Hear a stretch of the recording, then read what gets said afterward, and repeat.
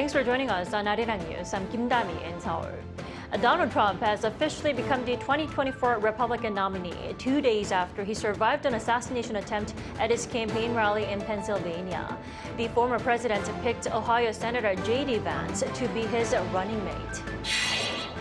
The U.S. stocks hit new record highs to kick off the week as investors raised their wagers that Trump will win the November election. The positive response on Wall Street also came with Fed Chair Jerome Powell's remarks that suggest a rate cut may not be too far away. South Korea saw record high car exports of over $37 billion in the first half of 2024. Strong demand from North America and growing global demand for hybrid vehicles helped drive sales despite difficult conditions around the world like high inflation. Donald Trump on Monday was officially nominated as the Republican Party's presidential candidate. He also chose Ohio Senator J.D. Vance as his vice presidential running mate. Yoon, he starts us off. Donald Trump has been officially nominated as the Republican Party's presidential candidate at the Republican National Convention. During the first day of the convention in Milwaukee, Wisconsin on Monday, the former U.S. president secured the nomination for this year's election, receiving a majority of votes from the 2,400 delegates. After an acceptance speech on the final day of the convention on Thursday, Trump would then be in place for a possible rerun of the 2020 election against Joe Biden on November 5th, although the incumbent president is facing increasing pressure from within his party not to run. Trump also announced his running mate on Monday, selecting Ohio Senator J.D. Vance as his vice presidential pick. The 39-year-old, who once said he was an anti-Trump Republican, has since become Trump's supporter. Following the nomination, U.S. Secretary of Homeland Security Alejandro Mayorkas on Monday announced that security measures for Trump have been increased in response to Saturday's shooting incident. Mayorkas also indicated that an independent investigation would address security concerns surrounding the assassination attempt. Despite an injury to his right ear sustained in the shooting, the former president is continuing his presidential campaign as scheduled. On Monday, it was also reported that Trump's criminal case over the mishandling of classified documents had been dismissed. A Trump-appointed U.S. district judge in Florida ruled that the appointment of special counsel Jack Smith, who filed the indictment against Trump, was unlawful. However, Smith's team indicated that they would appeal to the decision. Yoon, Arirang News. And on the first day of trading on Wall Street since the assassination attempt on Donald Trump, Wall Street closed with record highs. More bets on a Trump victory in the November election played a significant role. Lee Seung-jae has more. It was feared that the weekend assassination attempt on U.S. presidential candidate Donald Trump would bring uncertainty to the U.S. financial market. However, Wall Street responded with a record-high close for the Dow Jones and S&P 500 indexes. The Dow Jones closed up 210.82 points, or 0.53% from the previous trading session, to end Monday's trading session at a fresh record high of 40,211.72. The S&P 500, which has seen all-time highs being shattered regularly throughout the year, saw yet another record high, finishing the day at 5,631.22, up 15.87 points, or 0.28% from the previous trading session. Monday's trading also saw a number of stocks linked to Trump or his policies jump. Trump Media, the parent company of social networking service Truth Social, soared 31.4%, while Tesla, whose CEO Elon Musk has openly expressed his support for Trump, also closed up 1.8%. Energy-related stocks like ExxonMobil and Chevron and the health insurance stocks like United Health rose due to expectations of deregulation following a possible Trump re-election. The market expectation is that if Trump does win the November U.S. presidential election, he will strengthen trade barriers, expand tax cuts, and ease regulations related to cryptocurrency and climate change responses. Meanwhile, Wall Street also responded positively to the increasing prospects of a September rate cut. U.S. Fed Chair Jerome Powell at an event at the Economic Club of Washington on Monday said that U.S. inflation data over the second quarter of this year added somewhat to confidence that the economy is on pace to reach the central bank's target inflation of 2%. While Powell did not directly mention a September rate cut, his comments suggest such a decision may not be far off. 이승재, Arirang News. President Yoon Suk-yeol re-emphasized that the ROK-U.S. alliance is now, quote, truly nuclear-based. This came on Tuesday as he hosted the first cabinet meeting since his NATO summit last week, where he and U.S. President Joe Biden signed a joint statement welcoming guidelines on nuclear deterrence and operations on the Korean Peninsula. Yoon also added that he met with a total of 13 leaders on the sideline of the NATO summit and called on his cabinet to follow up on cooperation measures that resulted from the talks. In the meantime, he addressed flooding across the nation and followed up on his recent designation of special disaster zones at major flood sites. He called on relevant ministries for more detailed and proactive policies to respond to the disasters, especially as recent monsoon rain has exceeded the expected severity. A high-ranking North Korean diplomat based in Cuba defected to South Korea last November. According to a South Korean government source on Tuesday, Consular Lee Gyu came to the South with his wife and children. The 52-year-old was a leading expert on South America within the North Korean Foreign Ministry, having served in Cuba twice. He reportedly decided to defect after having a conflict with the North's headquarters over his job evaluation. Now, around that time, South Korea was actively communicating with Cuba ahead of establishing diplomatic ties in February. South Korea saw an all-time high for auto exports in the first half of 2024.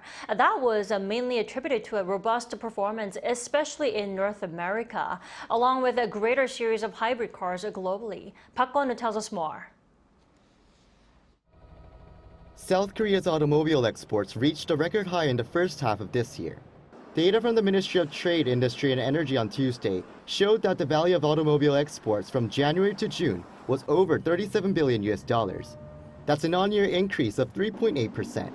The ministry said expanding demand and sales of hybrid cars and increased exports to North America were behind South Korea's performance. Specifically, exports to North America jumped 26% compared to a year before, reaching nearly $22 billion. That's in contrast to a decrease in exports to all the other regions during the first half of 2024. The ministry said the drop in outbound shipments to the European market was mainly due to subsidy suspensions for electric cars and unsold inventory from last year. In June alone, export value was around $6.2 billion, similar to last year, despite fewer working days. That continued a run of monthly auto export value above $6 billion in 7 of the last 8 months, with February being an exception due to the Lunar New Year holiday. By region, outbound shipments to North America surpassed $3.6 billion. Exports to the Middle East also saw an increase for the first time in 8 months in June. Production dropped slightly by 2% on year due to a base effect. The industry ministry said better performance is expected for the second half of the year on increased productivity and a return to full-scale production at a Kia factory in Gwangmyeong in July after a refit. The ministry added it will be supporting companies so that the country can reach its export goal of $100 billion for cars and auto parts for this year. Park Kwon-woo, Arirang News. South Korea is one step closer to securing its first-ever arms deal with the U.S., with its domestically developed Bigung guided missile having successfully passed the final test conducted by the Pentagon. Our defense correspondent Choi Min-jung has more. South Korea's Bigung Poniard guided rocket system has passed the final test needed for potential use in the U.S. The weapon, developed by defense company LIG Next One in cooperation with the Agency for Defense Development, was test-fired in waters off Hawaii last Friday on the sidelines of the Rim of the Pacific maritime exercise. LIG Next One announced Monday that the Bigungs successfully hit all 6 targets. Friday's test was the last in a series of successful evaluations conducted by the U.S. Defense Department over the past 5 years. It has shown a 100% hit rate in all foreign comparative tests aimed at evaluating whether foreign weapons satisfy valid defense requirements for use in the U.S. The Bigung is a 70mm low-cost guided imaging rocket that can be fired from land, sea, and air. It's known for its cost-effectiveness and ability to accurately hit multiple targets at once.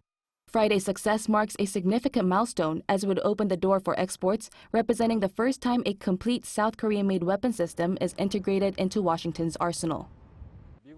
Exports would come following a budget approval by the US Congress and a contract procedure after the test launch. We are working on this in many ways.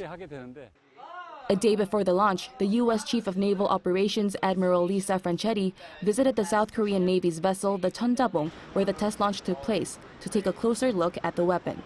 She said the launch test of Bigung during RIMPAC 2024 marks another advancement in integrating unmanned systems into U.S. naval operations. Commander of U.S. Indo-Pacific Command Samuel Paparo also showed great interest in the South Korean weapon.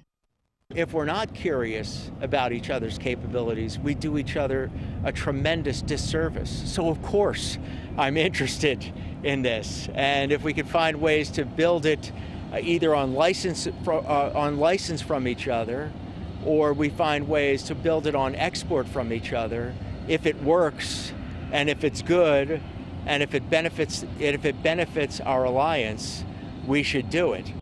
Following the successful test results, South Korea would now have to see if it could clinch its first-ever defense export deal with the U.S. Choi Min-jung, Arirang News.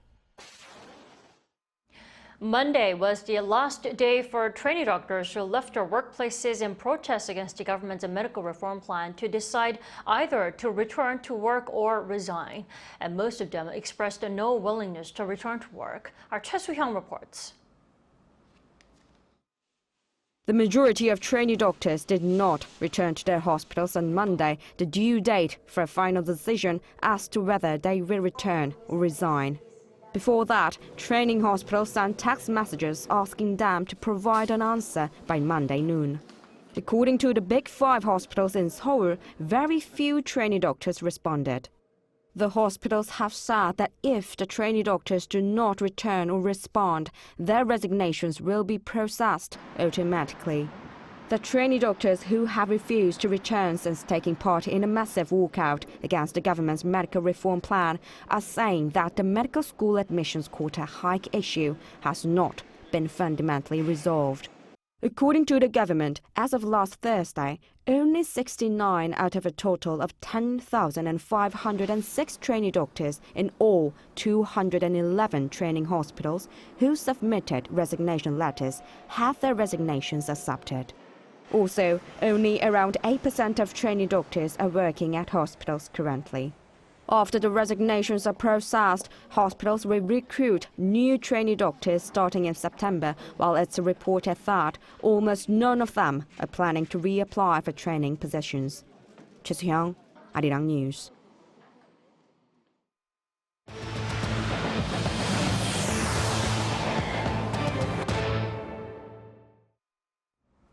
More areas across the United States brace for a continued unprecedented heat as a record-breaking heat wave is expanding into central and eastern regions. And meteorologists warn that the heat wave is potentially life-threatening. Yoon reports. At least 38 people are suspected to have died in 6 states this summer from heat-related illnesses caused by new record-breaking temperatures. That heat wave is now spreading to the East Coast, with more than 140 million Americans in 33 states under some extent of heat alert for Tuesday. Meteorologists warn that temperatures will climb above the historical average, extending heat alerts from Maine to Florida, with health departments preparing for heat-related emergencies. Major cities along the East Coast, including Washington, D.C. and Baltimore, were put under an excessive heat warning. And in Philadelphia, the heat index, which is what the temperature feels like with humidity, has been forecast to reach 40 degrees Celsius. New York City and Boston are under a heat advisory through Tuesday. In southeast Texas, hundreds of thousands of residents have been left without power after being hit by Hurricane Beryl earlier in the week and are now left to get through the scorching heat. As of Monday afternoon, over 280,000 still had no power. Las Vegas set a new all-time heat record of 120 degrees Fahrenheit, roughly 49 degrees Celsius, on July 7th, then set a new record of 7 straight days of temperatures at or above 46 degrees Celsius. Such temperatures have turned the Las Vegas Valley into a giant oven, forcing officials to close public pools and museums in order to keep people indoors for most of the day. Weather conditions have become intolerable even for those used to extreme desert climate. Meteorologists say the heat will be concentrated on the East Coast on Tuesday and could last into Wednesday. but a cold front will bring an end to the record heat in the east by Wednesday night. Yoon, Arirang News. NATO will open a liaison office in Geneva, where UN-affiliated organizations are concentrated. According to a statement from the Swiss government on Monday, it signed an agreement with the military alliance during a ceremony in Bern. The agreement covers the legal status of NATO's Geneva liaison office, the privileges and immunities of its staff. While Switzerland is not a NATO member country, it has been operating a partnership program to strengthen cooperation with the alliance in various fields since last year. NATO is expected to use the office to carry out a close cooperation with the various UN agencies headquartered in the city, including the UN Human Rights Council and the Conference on Disarmament. South Korean boyband Stray Kids lit up one of the UK's largest music festivals on Sunday, bringing vibrant energy to the British summer. The 8-member K-pop group made its debut as headliners on the last day of the British Summertime Hyde Park Festival 2024, a first for a K-pop boy band. Stray Kids performed about 20 songs over nearly 2 hours in front of a reported audience of some 50,000. The group's headlining performance follows Blackpink's debut last summer at the same festival, which marked the first in K-pop history. This year marks the 200th anniversary of the cultivation of potatoes on the Korean peninsula. Now, potatoes were an emergency crop that was a great food source during periods of austerity. Now, South Korea has become a nation that exports seed potatoes, even to countries where they originated. Our Cha Yoon-kyung reports. This place filled with glass houses is the Highland Agriculture Research Institute, the #1 research center for potatoes in Korea. It is a prerequisite to ensure disease-free seed potatoes, since the tuber exhibits clonal propagation, which can pass viruses onto the next generation. In this place, 160,000 disease-free seed potatoes are produced using hydroponics with additional nutrients such as calcium and magnesium. Potatoes arrived in South Korea in 1824 during the reign of King Sunjo of the Joseon dynasty, becoming a major food source during times of austerity. In 1961, official research into potato cultivation began with a specialized research institute being opened in Taegwallyeong. The research center successfully developed new technology to produce and replicate disease-free seed potatoes through hydroponics in the early 1990s for the first time in the world. Dr. Woo Jang-chun set up the research center here in Taegwallyeong, where the cool climate is ideal for growing potatoes in summer. The center has promoted 47 species of potatoes so far, establishing South Korea as an advanced country that exports disease-free seed potatoes to 20 countries in Africa, Asia, and even South America, where potatoes were first cultivated. The United Nations Potato Research Center is also trying to introduce Korea's technology for producing seed potatoes. The Rural Development Administration held an international symposium highlighting the history and achievements in research and development of potato cultivation through international cooperation, marking the 200th anniversary of the introduction of potatoes to Korea. Now, Korean seed potatoes are in the global spotlight as they have also become a source for cosmetics and medical supplies production beyond food resources. Cha Yoon-kyung, Arirang News.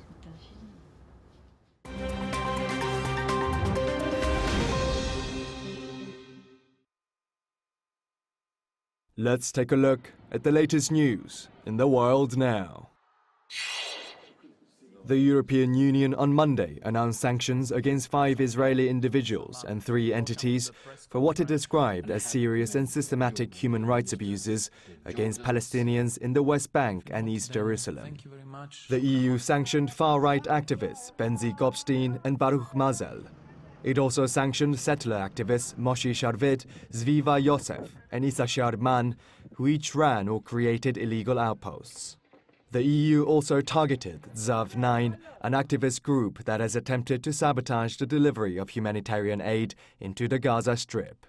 Under the EU global human rights sanctions regime, all people listed on Monday are subject to a travel ban to the EU and will have their external assets frozen. All mentioned individuals and entities, except for Marzel, have already been sanctioned by the United States. UNICEF said on Monday that due to an escalation of fighting in Sudan's Sennar state, some 50,000 people displaced by the country's civil war have sought refuge in the town of Qadarif in eastern Sudan, with authorities expecting more to arrive in the coming days. The United Nations said on Thursday that while they set up talks aimed at brokering possible ceasefires to facilitate humanitarian aid and protect civilians, only one of the warring parties showed up. The civil war in Sudan between the National Army and the paramilitary Rapid Support Forces erupted in April last year over the integration of forces in a transition to democratic elections. The UN estimates that nearly half of Sudan's population, some 25 million, are in need of aid and under threat of a famine, while almost 10 million have been forced to flee their homes. Kenyan police said on Monday that they have arrested a suspected serial killer who confessed to killing 42 women, including his wife. Police said the 33-year-old suspect, Collins Jumaisi, was arrested after 9 bodies were found at a quarry close to Jumaisi's home in Nairobi. They also found mobile phones and identity cards at the suspect's home, as well as a machete, industrial rubber gloves, sellotape, nylon sacks, allegedly used in the murders. According to authorities, Jumaisi confessed to luring and killing the women before dumping their remains at the quarry, adding that the murders began with his wife in 2022, with the most recent killing on the 11th of July. Argentinians celebrated a record 16th Copa America title after beating Colombia in the final of South America's regional football competition. After a goalless 90 minutes, the match went to extra time before Argentina's Inter Milan striker, Lautaro Martinez, scored the only goal of the game with a 112th minute strike. That goal at the Hard Rock Stadium in Miami Gardens, Florida, gave Argentina a second consecutive Copa America title. Sunday's game also marked the final international appearance of Argentina's 36-year-old Angel Di Maria, who said Copa will be his last international tournament. Kim Seong, Arirang News.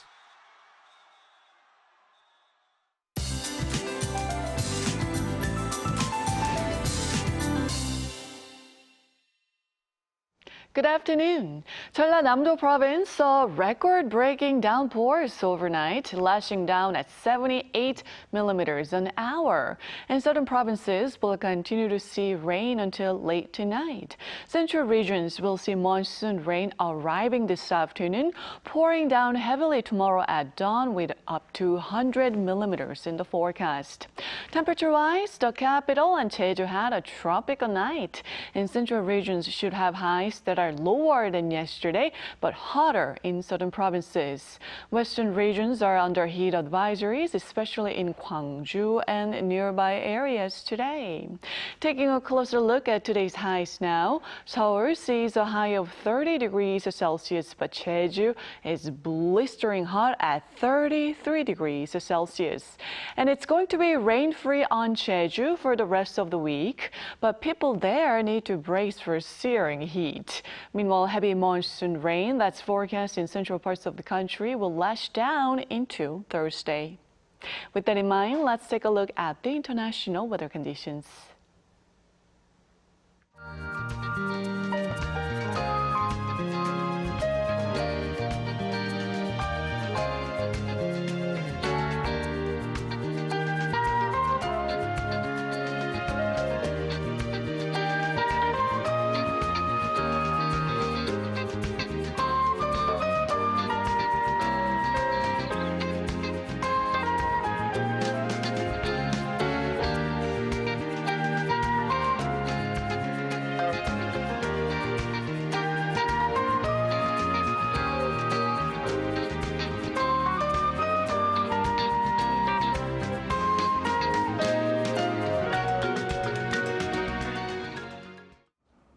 That's all we have at this hour. Arirang News will be back at 2 p.m. Korea time. Thanks for watching.